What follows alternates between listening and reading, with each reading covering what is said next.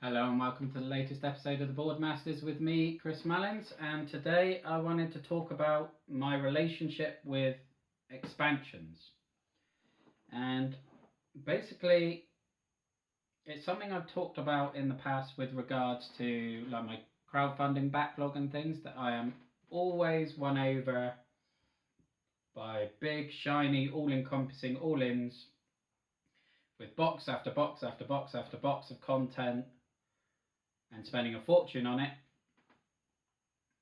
And I touched upon it in the Kickstarter versus retail video, and again I'll link to that one down below, with regards to will I ever play the game enough to justify the cost, and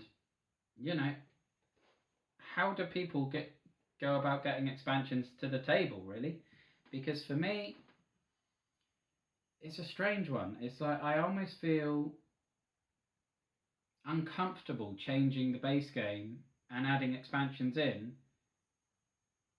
whilst I feel compelled to buy them, which is a bizarre situation to be in. Like, for example, Lord of the Rings, we got the Khazad-dûm expansion here, which I haven't opened yet. As you can see, it's still in shrink. I've had this probably for about 5-6 years, and I've only opened the last 3 cards of the Shadows of Mirkwood adventure cycle in the last couple of months because of the playthrough on the channel.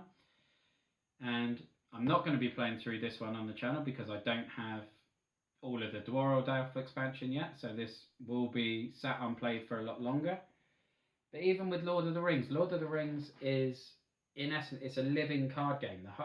A large part of the appeal of that game is getting new cards and then changing up your decks and combining different spheres and characters and combos and whatnot. But I really fought against that. I really didn't want to do it, and I'm not entirely sure why. It was only when I got to Conflict of the Carrack, so I played all through the core game and the first scenario of the Shadows of Mirkwood cycle before I got to a point where it was basically impossible for me to win it with just the core sphere decks, and had to start doing some deck building. And it's almost like there's a big fear of, if I change it, how easy is it to reset it back to its standard vanilla format in case I want to start again or introduce someone new to it or something like that.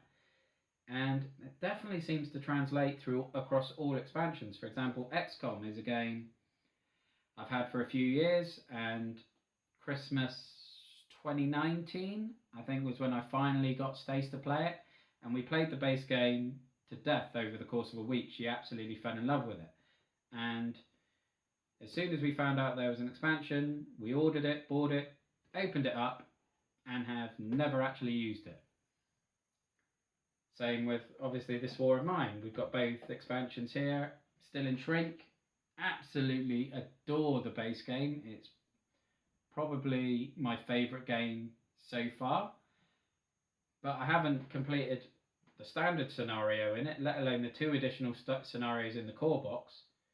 Before I start adding these 2 in, it's going to be a long time before I'm ever in a position really where I need expansions for a core game with that much replayability in it. And it's sort of the idea of just looking at it, how is it, once you combine these new scenarios and things with the base game, are they easy to separate out again? And I don't know why that makes me feel so uncomfortable, but it does.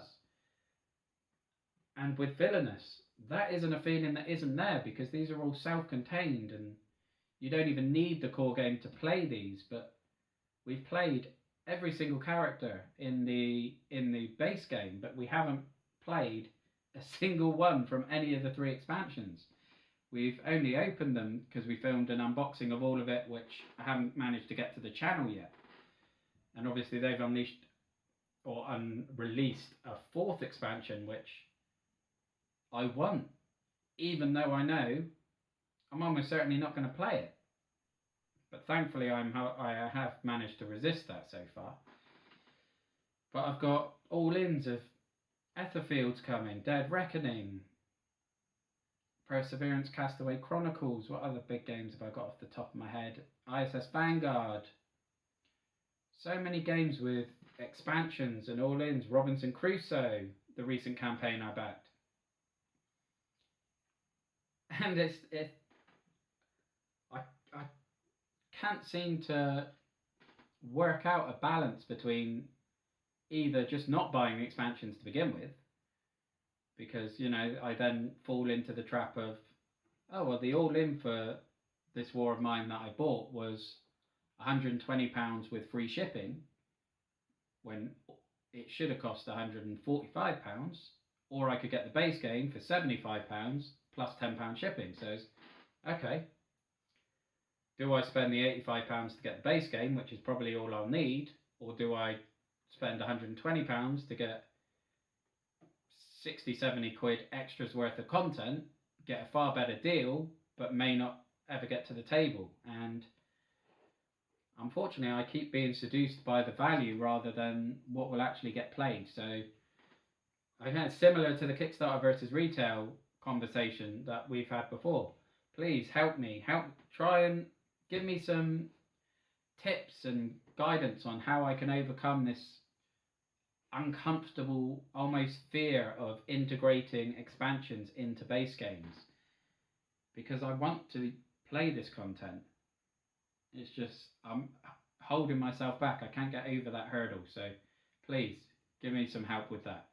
And yeah, comment down below on your experience with expansions, how you integrate them, any expansions you feel are an absolute necessity for a game because it improves the base game so much. Anything like that. Or conversely, any expansions that the base game is better off without.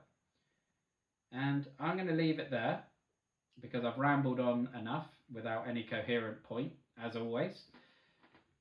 Because this is, as I've said before, kind of like my self-therapy, and thank you all very much for joining me on that journey. But that is my relationship with expansions in my year in the hobby. And thank you very much for watching. So yeah, look after yourself, stay safe, and have a good one. Thank you. Bye-bye now.